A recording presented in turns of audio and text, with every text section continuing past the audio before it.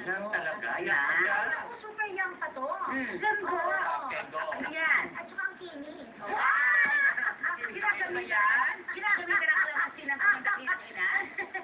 Tuloy mo. Kasi, first time na kasi bilang may pagka-naib naman to, kaya na project kontrabida eh. Ano, no? Pero may pagka-naib siya, kaya, or inosente.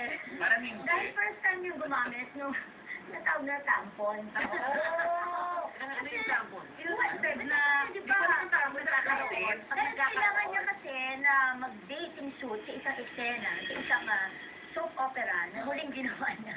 So, nagkataon na siyempre, alam mo naman, sa Masama babae, siyang superstar. may monthly. So, Kapag gumamit ka ng pad, ay ka ng pad. Di ba pag gumamit ka ng pad ng babae? medyo halata kasi, opo. Okay. So, dahil nga kailangan naka-dating siya, so dapat walang ano, di ba? Kumbaga, smooth lang. So, dahil sa first time niya, eh, hindi niya alam ang paggamit nito, ay ginamit niya ito ng may takip pa. So, Nilalagay. tatanggalin kasi dapat yun, oo. Eh, may tinanggal na siya, akala niya yun na yun, hindi pa pala. So, ito ang mahirap doon kasi hindi ka agad kinuna, yung eksena na nakagaling tagal. So, tiniis-tiis talaga nito.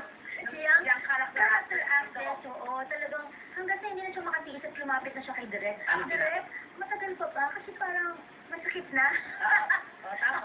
Tingnan naman pala yung babae niya. Kaya ang tanong, sino ang young character actress na ito? Naku, mahihirapan na lang. Sino? Clue. Ako to.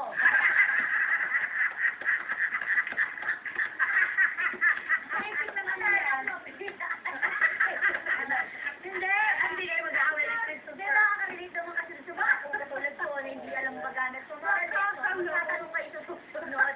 Oo lang, Habang diba? sibuan. At ang ending nga, tinuan ako ni Judy Ann na gamitin ito. Tumakit Dahil naman, nasasama ka, magpapasama ka, di ba? Tapos papaturo ka talaga.